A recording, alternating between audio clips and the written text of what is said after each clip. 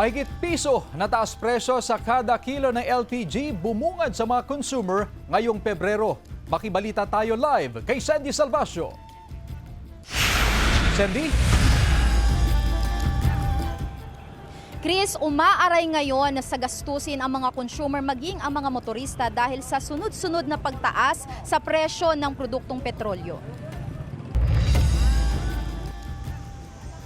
Panibagong dagdag presyo sa LPG ang sumalubong sa mga consumer ngayong Pebrero. Ngayong araw, tumaas ng 1 peso and 50 centavos ang kada kilo ng LPG.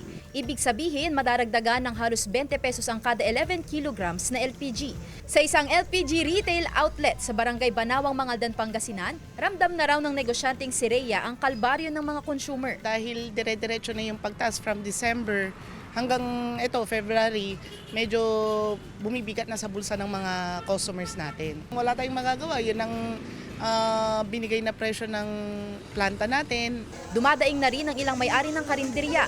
12 LPG daw ang nagagamit nila sa isang buwan. Sana po bumaba na kasi pataas ng pataas, pati bilihin ng karne ganyan, tumas na. Sana wag na nilang itaas. Samantala may big time taas presyo rin sa ilang produktong petrolyo simula bukas February 3. Base sa anunsyo ng ilang kumpanya ng langis, 1 peso and 60 centavos ang dagdag sa kada litro ng diesel, 80 centavos ang taas sa kada litro ng gasolina, habang 1 peso and 10 centavos ang dagdag sa kada litro ng kerosene. Ikaapat na magkakasunod na linggo na yung taas presyo sa gasolina, habang 5 magkakasunod na linggo naman para sa diesel at kerosene.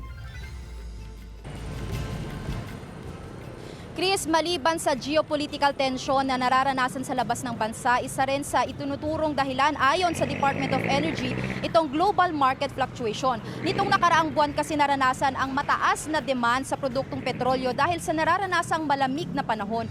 Kung magpapatuloy pa rin na ganito ang sitwasyon, Chris, isa ngayon sa mga nakikita nilang possible na susunod na mangyayari ay ang pagtaas pa rin sa presyo ng produktong petrolyo. Chris? Maraming salamat, Sandy Salvacio.